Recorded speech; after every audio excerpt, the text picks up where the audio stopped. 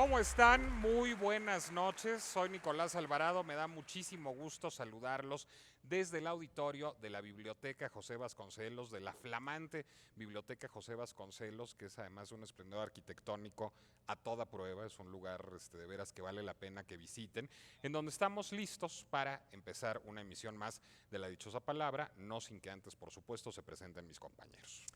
En 1905, el joven Albert Einstein trabajaba en una oscura oficina de patentes en Suiza.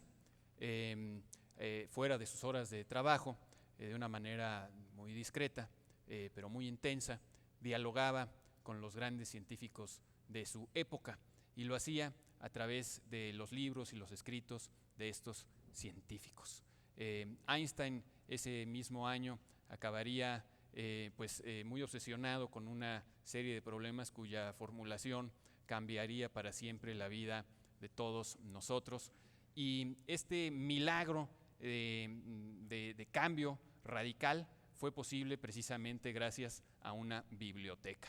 Yo creo que ese es el poder al que debe aspirar una biblioteca como esta, la José Vasconcelos, y espero de verdad que aquí acudan todo tipo de personas y particularmente muchachos que aspiren a cambiar por lo menos su propio mundo.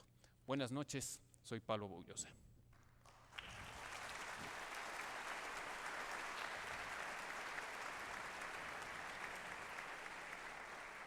Para los amantes de los libros no puede haber un mejor escenario que una biblioteca para pasar un buen rato. Así que para nosotros es un verdadero placer estar hoy en este maravilloso espacio y compartirlo con un inmejorable público.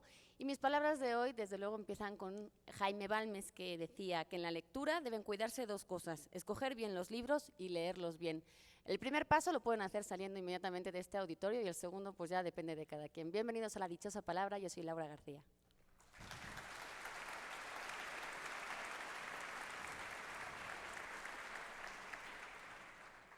Yo, que me figuraba el paraíso bajo la especie de una biblioteca, al errar por las lentas galerías suelo sentir con vago horror sagrado enciclopedias, atlas, el oriente y el occidente, siglos, dinastías, símbolos, cosmos y cosmogonías. Estos retazos, que Jorge Luis Borges me perdone, son de uno de los más grandes poemas de la lengua española, el poema de los dones.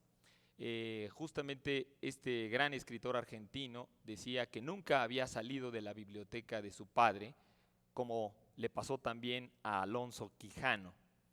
Él decía que siempre había vivido ahí, aunque estuviera fuera, que los libros eran su mundo. Otro gran escritor ahora escribió una fabulosa, un juego fabuloso de imágenes y de símbolos, este gran semiólogo italiano Umberto Eco, que escribió El nombre de la rosa, que incluso el título es también una alusión indirecta a un fabuloso poema de Borges también, extraordinario también, que se llama El Golem, y que así se inicia, parecido: en las letras de rosa está la rosa, ¿no? Este juego de imágenes en la novela de Eco, en el cual justamente un libro es el asesino. Para los que no lo han leído, pues qué lástima que ya les dije. Pero es interesante porque justamente la raíz del libro, Yabal, que es una raíz semítica que al final le dio nombre a la ciudad de Biblos para los griegos, quiere decir hacer y también quiere decir frontera. O sea que los libros son una frontera porque uno transita de un mundo a otro después de leerlos. Son una herida que nos construye. Soy Germán Ortega, ¿cómo les va? Muy buenas noches.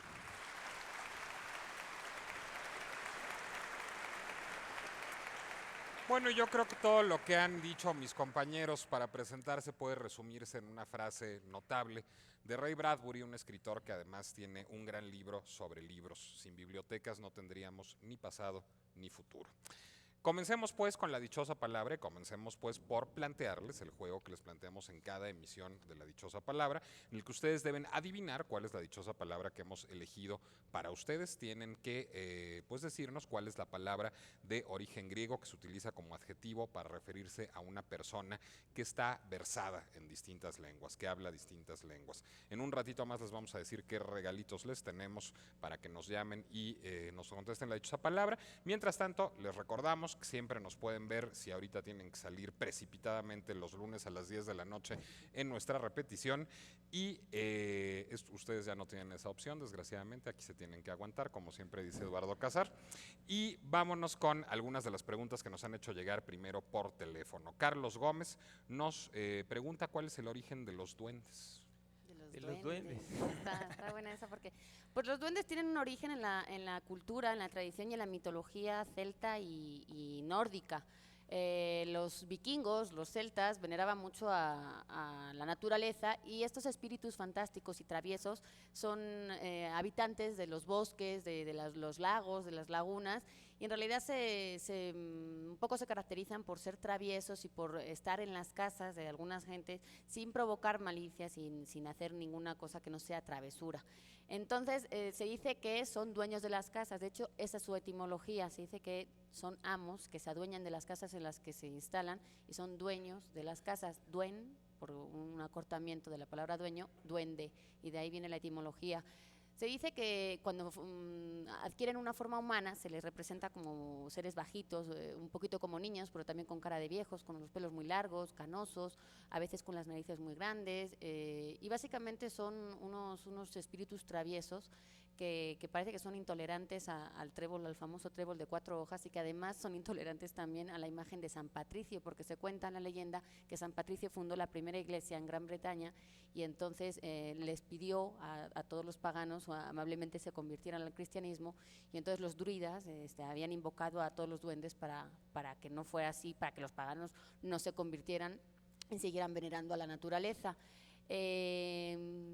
Son como primos hermanos de los elfos, de los druidas, de los alazadas. La manera, yo creo que es la manera, la palabra duende engloba en español pues prácticamente a toda la fauna, diríamos, de seres, de estos seres, diríamos, de estos espíritus, que de alguna manera, en el sentido de la pregunta que nos hacían, complementando lo que nos dijo Laura, provienen, el origen realmente es que provienen de una percepción que todos los pueblos de la tierra tienen, de que los ancestros, nuestros muertos, no los dioses, de alguna manera viven con nosotros, y en la antigüedad en muchos pueblos a los muertos se les enterraba, por ejemplo, en el umbral de la puerta, ¿no? Se les enterraba a veces dentro de la casa. En muchas tradiciones aborígenes se encuentra esto, incluso hay casas neolíticas que tienen a los ancestros enterrados. Por lo tanto, el espíritu del ancestro de alguna manera seguía viviendo entre los hombres, ¿no? Y de aquí había una percepción también de este fantasma. De hecho, la palabra hada, que tiene el mismo origen de la palabra fairy en inglés, las dos vienen de fata, de fatum, de fado, que quiere decir justamente hablar, de la raíz latina de hablar, o sea, de hablar, que quiere decir invocar a estos espíritus, ¿no? Los invocados o los dichos, ¿no? Que tienen que ver también con el destino. Por lo tanto, tiene algo que ver un poco con los muertos, con los fantasmas, que de alguna manera se van haciendo chiquitos. Con algo misterioso y también, ¿no? Porque de hecho hay una segunda acepción, un segundo significado de duende, que es ese atractivo, este encanto que tiene una persona con un poquito un halo de misterio, y que además no se puede explicar con palabras. Eso lo utiliza mucho, sobre todo el pueblo gitano, para decir que alguien tiene mucho duende. Es como que tiene ese atractivo, ese espíritu que no se sabe explicar, ¿no? Que tiene que ver Y con el también alma, Se ¿no? dice de los bailarines a veces, o de Que tiene algún duende. dramaturgo que tiene duende. Ya que estamos aquí, a mí no me gustaría que se nos fuera así nada más el duende rata, que es una presencia viva en muchos libros. Bueno, y que El no se duende nos fuera, raro. desde luego, el ensayo sobre el duende de Federico García Lorca, que no crean que es un ensayo sobre unos duendes muy bonitos que andan dando saltos o andan asustando a San Patricio, sino es sobre un ese ensayo encanto, ¿no? sobre la genialidad, es un ensayo, digamos, sobre ese componente extra indefinible, inacible, inaprensible, pero que constituye la genialidad artística y que es un texto, yo diría que indispensable para todo aquel que se interese por las artes en general. Y que tiene que Muy ver todo cierto. eso con la conexión, ¿no? La conexión de ese espíritu muerto, de ese espíritu ancestral familiar que algún miembro de la familia tiene excepcionalmente y que por eso tiene más duende. Vayámonos a la dichosa palabra nuevamente. Les recuerdo que nos tienen que decir cuál es la palabra de origen griego que se utiliza para referirse a la persona que pues es versada en distintas lenguas.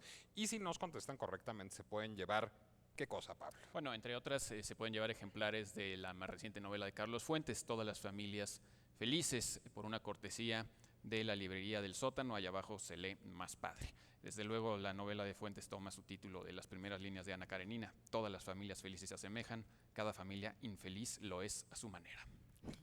También se pueden llevar este grupo de ensayos o ensayo de Thierry Laguet sobre Marcel Proust, que es por supuesto una edición de Conaculta de la Embajada de Francia y es una cortesía de aquí, de la Biblioteca Vasconcelos. Por supuesto tenemos como siempre ejemplares de la revista El Huevo, cortesía de sí misma. En este número un especial sobre Belanova y sobre moda, que bueno, mucho tiene que ver porque Belanova también se caracteriza por una moda muy particular. Y por supuesto otra vez destacar el artículo sobre Paulina y Malinari Fosado, que tienen también un programa en el Canal 22. Y que son diseñadoras de moda. Asimismo, como de hecho también lo es Denise, la vocalista de Belanova, por eso la elegimos para esta portada. Bueno, no sé si vamos a preguntas del público o al público. Preguntas del público. A ver, ¿qué tienen, chicos, que Pues nos haya Julio- preguntado el público que nos acompaña aquí en la Biblioteca Julio Vasconcelos? César Guzmán Jacobo. Julio César Guzmán Jacobo nos pide que hablemos sobre la literatura artúrica. Bueno, pues es un tema increíblemente vasto, Julio César. De hecho, hay simplemente una serie de novelas medievales que ahora se han publicado. Por ejemplo, la editorial Ciruela se ha preocupado mucho por ello.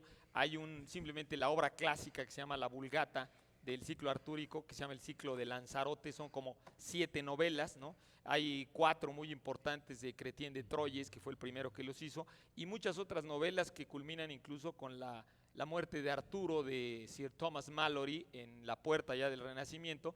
Y bueno, lo que podríamos decir respecto a la literatura artúrica es que son las primeras verdaderas novelas europeas, ¿no? Las primeras verdaderas novelas europeas, que antes de la literatura artúrica existen los grandes poemas épicos referidos al ciclo de Carlomagno, al ciclo de Roldán, su guerrero, también por supuesto de Alejandro Magno, el poema de Alexander, que está en varias lenguas en la época medieval, que se tradujo al español también, moderno, porque ya no podemos entender incluso el poema de Alexandre casi original. La literatura artúrica pues significó justamente en la época de las cruzadas, fundamentalmente de la segunda y tercera cruzada, el surgimiento de una fusión pseudo religiosa entre las antiguas tradiciones célticas y paganas de la Europa medieval, de la Alta Edad Media, con tradiciones cristianas, ¿no? O sea, los antiguos mitos, la antigua religión céltica pagana se minó, se pasó, surgió a través de, digamos, de un disfraz cristiano, pero ahora sabemos que había prácticamente una especie de religiosidad y de culto alrededor de la literatura artúrica, que ahora pues es tan famosa por las películas y por esto que llamamos también en el mundo moderno el tipo de literatura de sword and sorcery, o sea, de magia y espada, que los juegos de Nintendo, que las computadoras y que las películas han explotado tanto, ¿no? Pero es un tema fabuloso y la literatura artúrica original, yo siempre la recomiendo, tiene una magia, tiene una poesía todavía que no se pierde y que no pasa de moda. ¿Tenemos chance de otra pregunta del público todavía? Tú tenías una por ahí, Pablo. Bueno, hay no muy rapiditas, pero aquí Pues empezamos. nos piden, por ejemplo, que hablemos sobre el lema de la UNAM: por mi raza hablaré el espíritu, muy apropiadamente. Esto nos lo pide Estela Araujo Mata.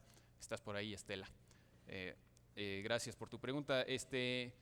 Muy apropiada, ya que estamos aquí en la Biblioteca Vasconcelos. Hay que recordar, yo nada más diría esto, que Vasconcelos, bueno, en el lema no nos explica muchas más cosas, pero tiene un libro que se llama La raza cósmica, en el que propone algo que a lo mejor a nosotros nos suena un tanto cuanto disparatado, pero que en su época era parte del ambiente de la discusión de las ideas vivas. Y él una y otra vez, aunque se opone a la manipulación del concepto de raza que hacen los nazistas y los nazis y no sé qué, el concepto de raza está muy vivo para Vasconcelos. En La raza cósmica lo que propone es que de alguna forma la civilización ya no va a venir del norte hacia el sur, sino que va a fluir del sur hacia el norte, y que esta es la última gran esperanza que tiene el mundo.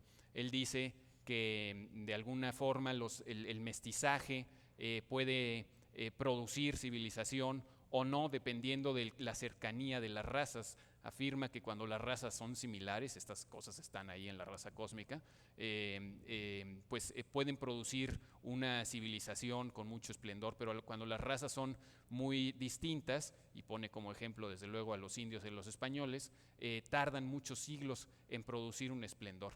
La verdad es que son conceptos pues que ya hoy totalmente no nos suenan a nada, pero en su época fueron muy importantes, y en ese sentido tenía que ver con todo este concepto de la raza que está presente en el lema de la UNAM. Siguen siendo libros interesantes, aunque se puedan leer, creo yo, con una sonrisa a la distancia. Siempre hay que pensar, desde luego, lo que pensarán acerca de nosotros dentro de 30 o 50 años, cuando oigan las cosas que nos preocupan a muchos intelectuales hoy en día, ¿no? Aunque sabes que siempre resulta de alguna manera peculiar releer, digamos, a Vasconcelos y la noción de raza cósmica a la luz de la globalización cultural. De alguna manera uno pensaría que sí estaba errada en la trayectoria, digamos, de este resurgimiento de la cultura, pero es cierto que ya había un presagio, digamos, de la idea de una cultura dominante y más o menos uniforme en términos No, mundiales. pero él de hecho lo veía un poco distinto, porque él lo que dice es que de esa mezcla de todas las razas humanas, pues va a surgir algo buenísimo. Y yo también, en última instancia, sí lo creo.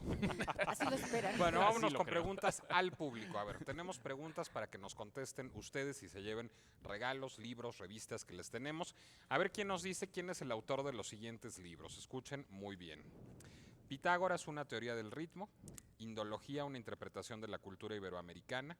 Pesimismo alegre. Todología. Filosofía de la coordinación y pesimismo heroico. ¿Quién escribió Yo creo que todos esa señora de allá la estos levantó desde el libros? primer título. Por allá hay una mano que se alza que yo no veo porque soy A ver, miope. A ver. Ahí va el micro, ahí va el Tu micro, nombre corre primero. el micrófono.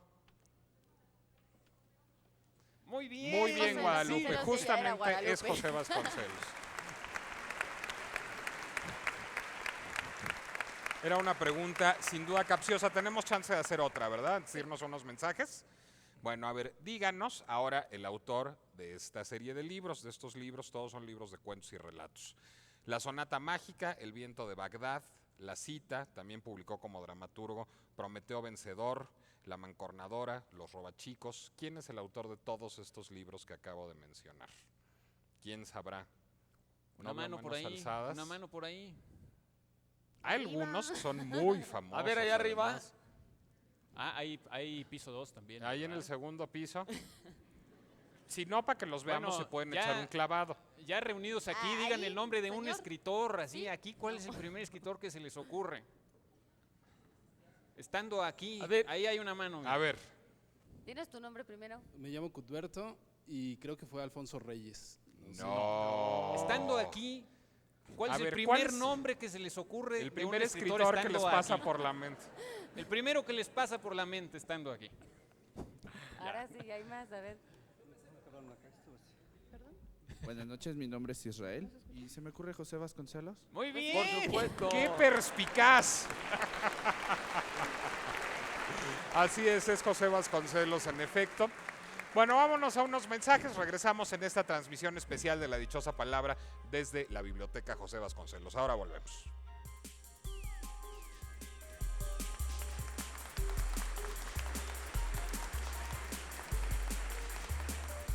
Otro regalo para la dichosa palabra.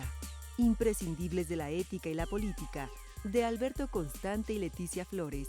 Edita la Facultad de Filosofía y Letras, UNAM.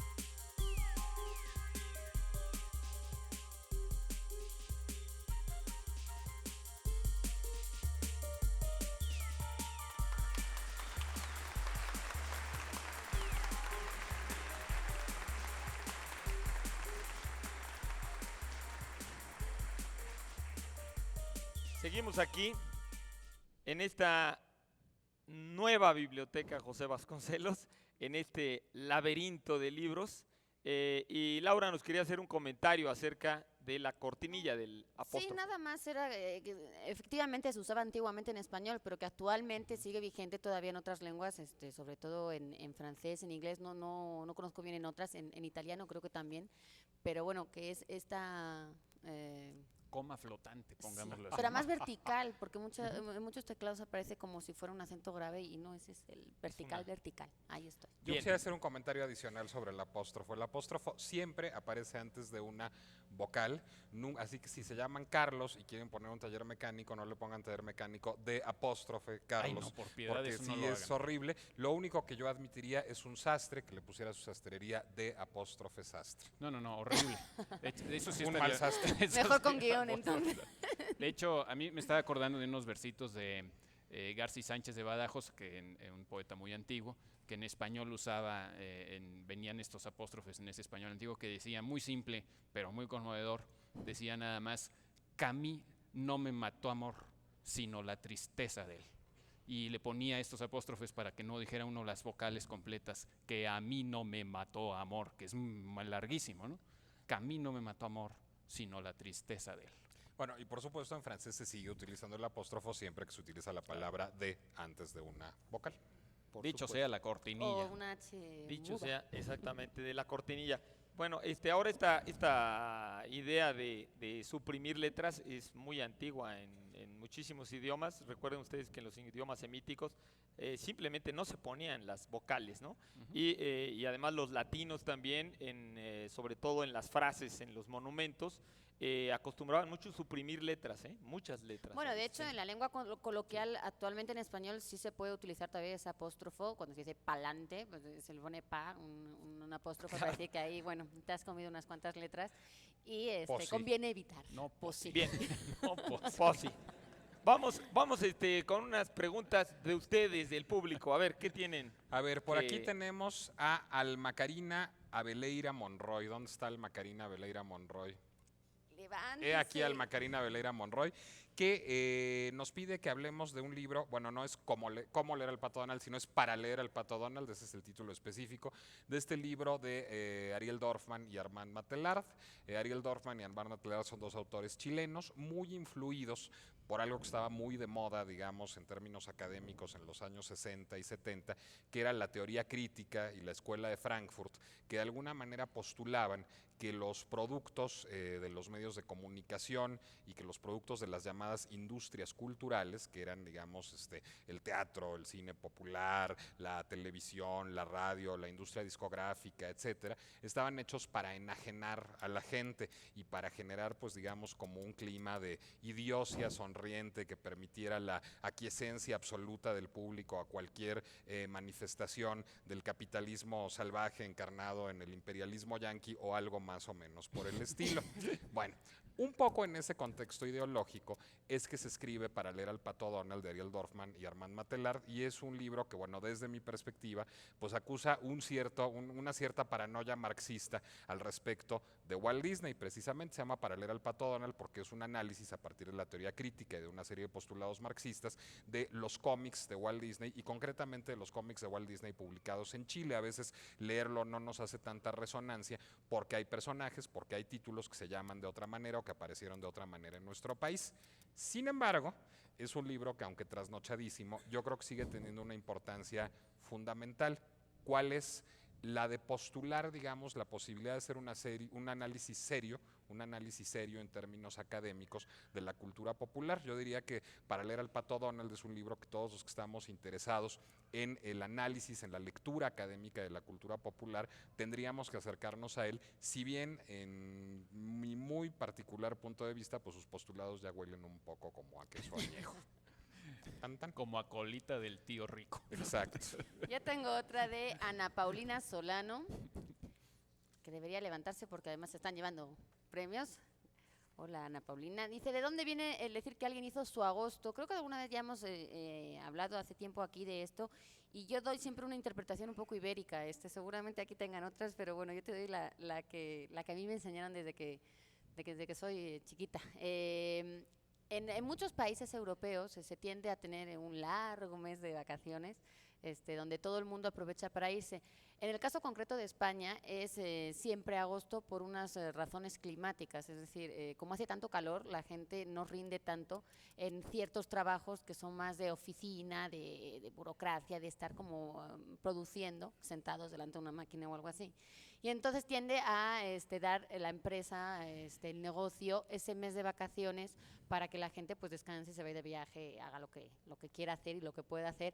Pero para algunos negocios, en ese caso, ese mes de agosto es muy productivo. O sea, así como algunos tienen que cerrar por cuestiones climatológicas, hay otros que Los que se son dedican muy, al turismo, a lo mejor, ¿no? exactamente, los de turismo, los que tienen que ver con el calor, pues no sé, se me ocurre desde los de traje de baños a heladerías, a changarros de playa, todo lo que tiene que ver con el turismo costero, por ejemplo, por supuesto las agencias de viaje, todos esos negocios que tienen que ver con vacaciones, con calor, con gente moviéndose, huyendo del calor, incluso refractores y cosas de aire acondicionado, también en esos meses, pues suben sus ventas y hacen realmente tales cantidades de dinero que les sirve para nada más trabajar ese mes y el resto del año vivir un poco de esas rentas. Normalmente la gente suele trabajar el resto del año, pero bueno, hay negocios concretos que aguantan ese mes, esos 2 meses de verano, y luego ya hacen tanto dinero que pueden seguir viviendo o hacer una suma de dinero que les permita todavía vivir un buen rato de ese ingreso. su Entonces, en agosto. ese caso, hicieron su agosto, hicieron una suma,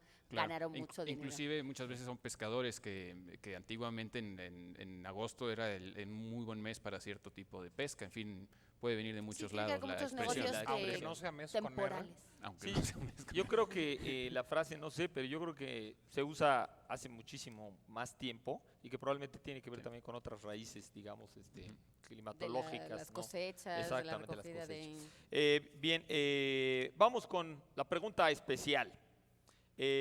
Palabra de origen latino que significa, así significa, rebaño, y que se usa para designar al conjunto de fieles cristianos agrupados en torno a un sacerdote. Repito, palabra de origen latino que significa rebaño y que se usa para designar al conjunto de fieles cristianos agrupados en torno a un Sí, sacerdote. o sea, digamos, Los decimos que el sacerdote convocó a su...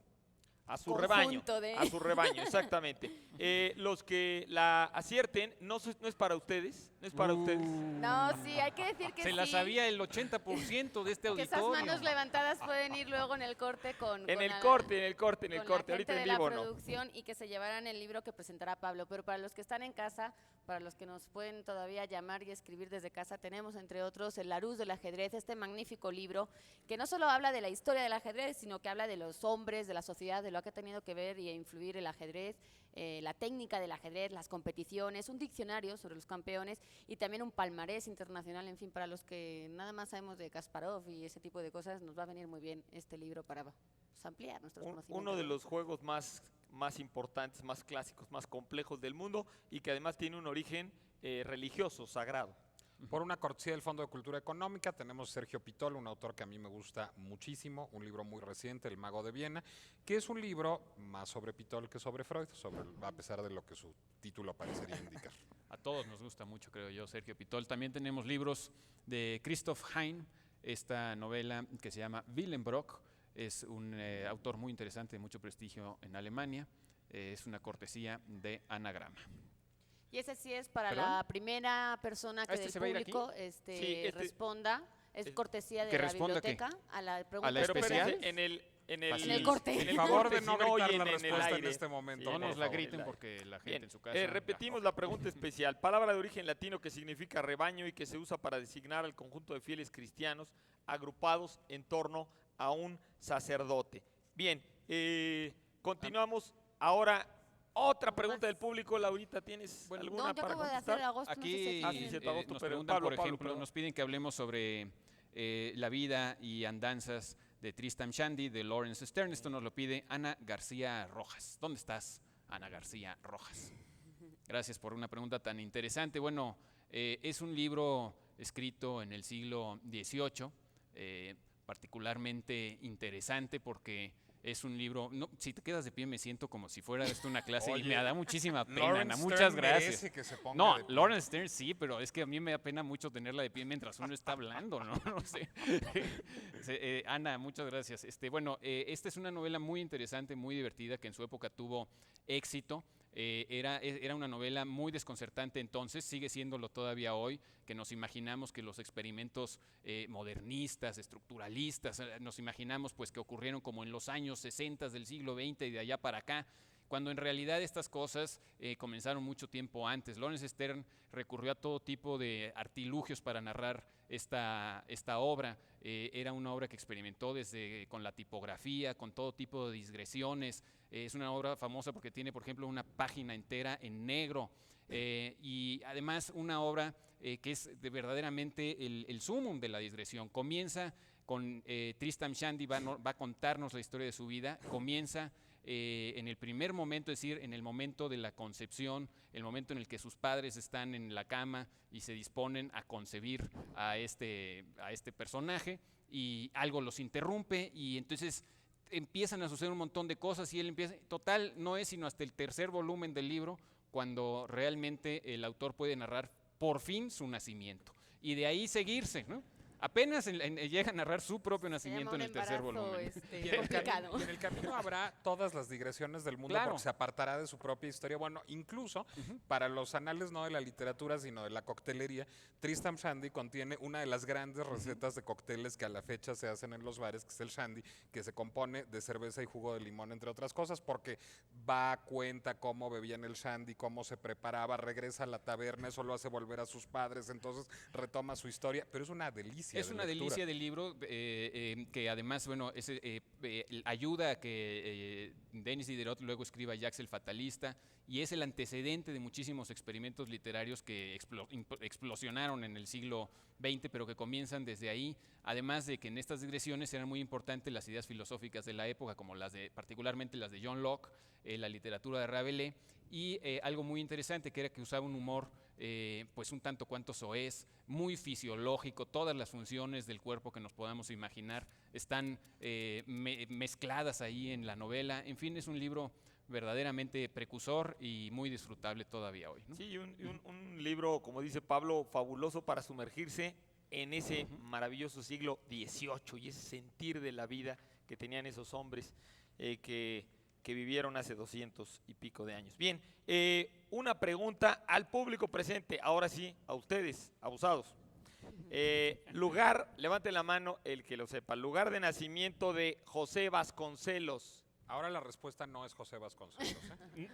Ni Nonoalco, ni Bellavista. A ver, Aquí allá hay- hay aquí hay muchas muchas manos manos levantadas. levantadas. No les Sí. cierren el micrófono. Ahí está. ¿Cuál es tu nombre? Marco Antonio Ramírez. Muy bien, Marco Antonio. José Vasconcelos nació en Oaxaca. Muy bien. Efectivamente. Efectivamente, en Oaxaca, Oaxaca.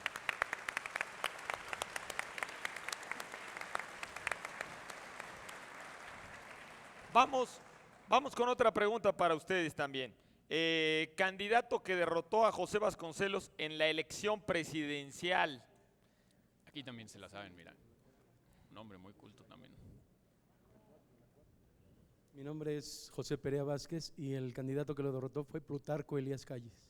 No. Ah, no, carambas. no sí fue durante el periodo que conocemos Sí, como, sí, que como el periodo callismo, ¿no? Cuando Calles era el jefe del máximo. maximato, sí, del Pero él maximato, no era pero no formalmente era el candidato. ¿Mm? Era. Ahí la señora está levantando la mano. Ahí van, ahí le llevan el micrófono. Creo que fue Miguel Alemán. ¿Cuál es tu nombre, perdón? Blanca Jaimes. ¿Y la ¿Sí? respuesta? es? Miguel Alemán. No. ¿No es alemán? Antes, mucho antes. No, de Tin Antes Marín, de de Miguel Doping. Alemán. Para Ahí hay cuando muchos, Miguel hay Alemán, muchos. Vasconcelos ya no estaba en sus mejores momentos políticos. A ver, Allá arriba. A ver, no sabemos. Ahí micrófonos. A ver, micrófonos. Ahí están. A ver, Va subiendo el micrófono. Aquí y hay uno. llega. Mi nombre es Eliseo Corona. Ajá. Creo que fue Pascual Ortiz Rubio. Muy Eso. bien, Así es. Eliseo.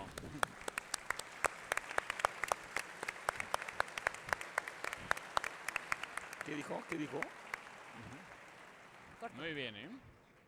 Ok, bueno, nos dice nuestro productor que tenemos que irnos a corte. Ahora volvemos, gracias.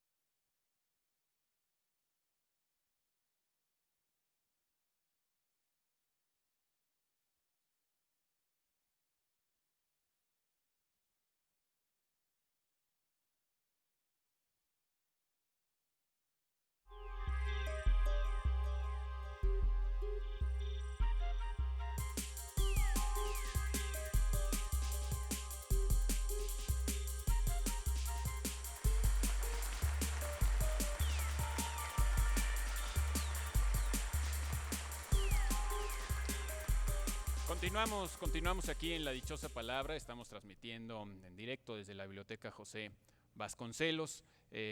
Muchas veces mencionamos aquí y los invitamos a ver nuestras repeticiones de los martes, si no me equivoco, o de los lunes, perdonen ustedes, pero pocas veces a los que nos ven en las repeticiones del lunes les decimos que estamos los sábados a las 8 de la noche en directo, así es que si a ustedes les toca verlo el lunes, también acuérdense que el sábado es en vivo. Por cierto, ¿algo acerca del hecho del hambre o algún comentario? Okay. Sobre el hambre, justamente, es que alguien, ya no me acuerdo quién preguntaba si era el agua o la agua. Bueno, pues es el mismo caso de el hambre. No es que sea, o sea, sigue siendo femenino, pues agua, pero se utiliza el para que no sea cacofónico, para que no se oiga la agua. Así es, eso me recuerda a ese poema pequeño de Homero Aristis que dice: el hambre es la hembra del hombre. Bueno, por desgracia, ¿no? Por desgracia. Vamos a... Aquí tenemos a de ver, Horacio Tacuba tú tienes Valle. una pregunta del público, ¿verdad? Sí, yo más que pregunto es una petición. Nos pide Horacio Tacuba Valle, que debe estar por acá, dice que es un fiel seguidor del programa. Horacio nos pide un saludo para la Escuela Nacional de Biblioteconomía y Archivonomía, en especial al grupo 1202, no sé cómo se lea eso, pero creo que hay aquí mucha gente que dice que siempre nos ven. Y bueno, pues ya que estamos hoy en una biblioteca, saludos a todos los que trabajan también en las bibliotecas, por supuesto. Bueno, a ver, ¿quién tiene otra pregunta del público presente? Por cierto, que al público presente les vamos a estar obsequiando un paquete de revistas de la Biblioteca de México, una revista estupenda que en su momento fundó, si no me equivoco, Jaime García Terrés y que ahora dirige el poeta Eduardo Lizalde. Biblioteca de México se viene en paquete para que te pongas a leer todas las revistas. A ver, bueno, preguntas del público. David Jiménez Idi. David Jiménez. ¿Dónde estás, David Jiménez? David, ¿qué óvole? David, mira, nos pides que nos dices en la Ilíada o en qué otro documento válido se testifica sobre la entrada de soldados a Troya dentro de un caballo. Bueno, el famoso pasaje de el caballo de Troya es interesante que no viene en la Ilíada, No viene en la Ilíada, a pesar de que la Ilíada, por supuesto, se refiere a la guerra, a la antigua guerra de Troya, que hoy sabemos que es un acontecimiento histórico, claro, muy deformado por la poesía, por la literatura y por el tiempo. Sin embargo, el poema de la Ilíada, que todos deberíamos haber leído, el poema de la Ilíada narra nada más la ira de Aquiles, que es un pequeñísimo fragmento de toda la guerra que dura 10 años. Y de hecho, en la Ilíada pues no termina la guerra, es hasta la Odisea en que Ulises retrospectivamente en su regreso cuenta cuando está contando en un reino, cuenta acerca del caballo de Troya. Ahora, también se conservan muchísimos fragmentos, de esta época muy antigua, del siglo VIII y del siglo VII a.C., en el cual otros autores fragmentariamente narran también el acontecimiento del caballo de Troya. Pero el caballo de Troya aparece en la Odisea, este famoso fragmento. Y bueno, me permito invitar de una vez también aquí a mis colegas, que Judith Espinosa Rayas, Judith, hola, ¿qué tal?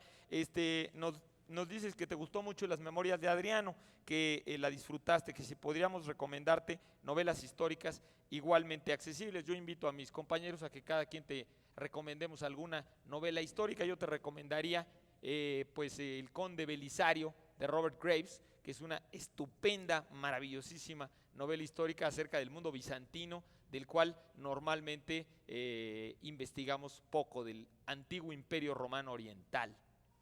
Bueno, yo en ese aspecto invitaría al público a que vieran las miniseries de Canal 22, que ahora que apenas acaba de pasar una de Hitler, pero luego tienen de repente sobre Napoleón y tienen que ver con novelas históricas bastante interesantes.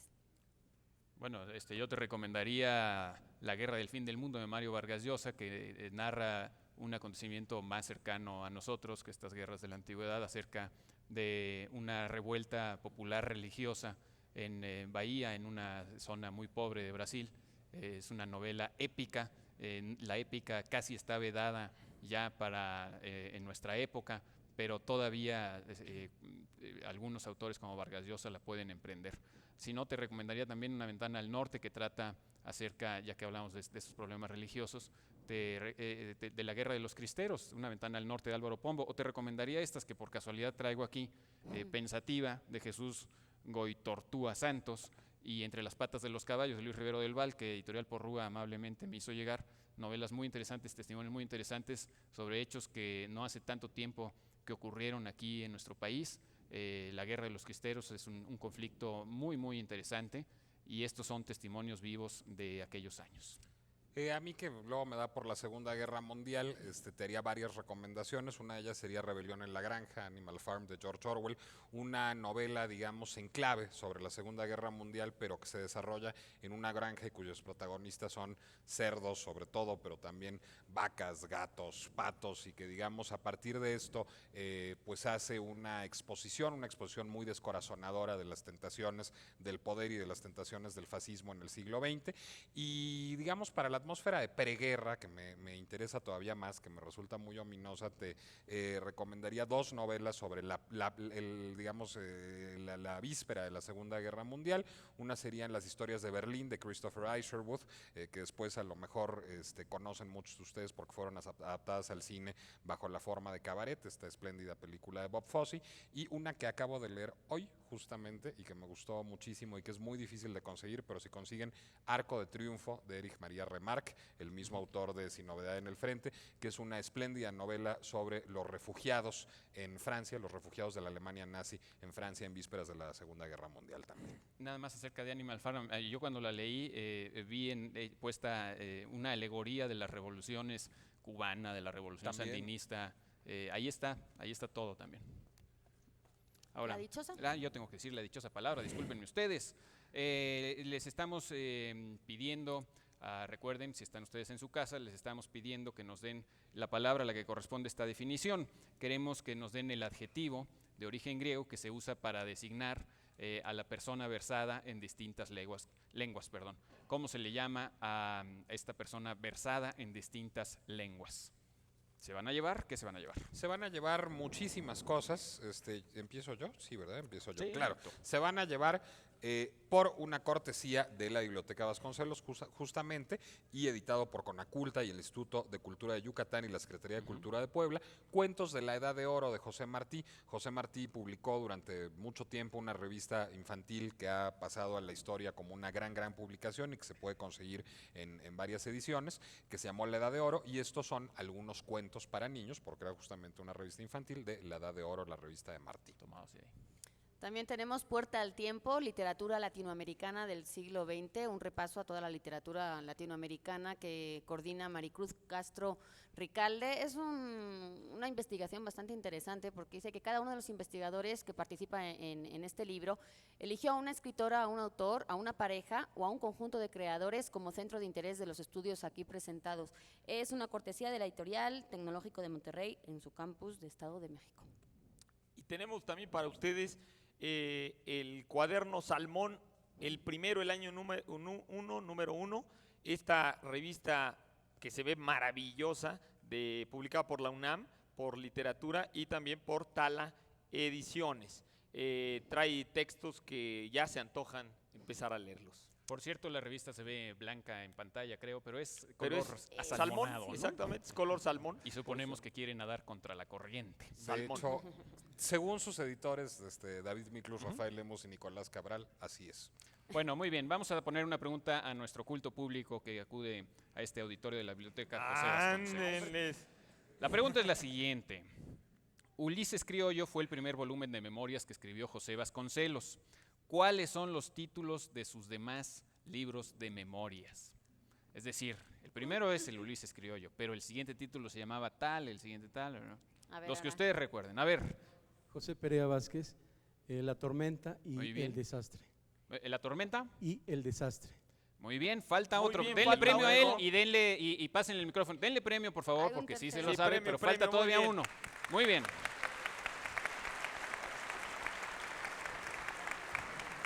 La Tormenta, El Desastre y todavía falta un último. ¿Qué Ahora es? sí.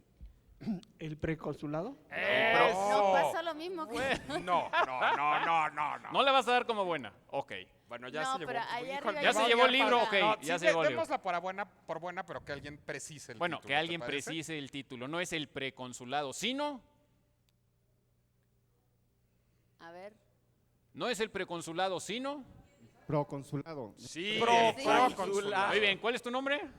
Héctor Torres. Muy bien, todos ustedes son prohombres de la Ganadores cultura. de la revista. Muy bien, ¿tengo tiempo para otra pregunta al público? No, vamos a hacer una pausa y regresamos después de estos mensajes de nuestros valientes patrocinadores aquí a La Dichosa Palabra.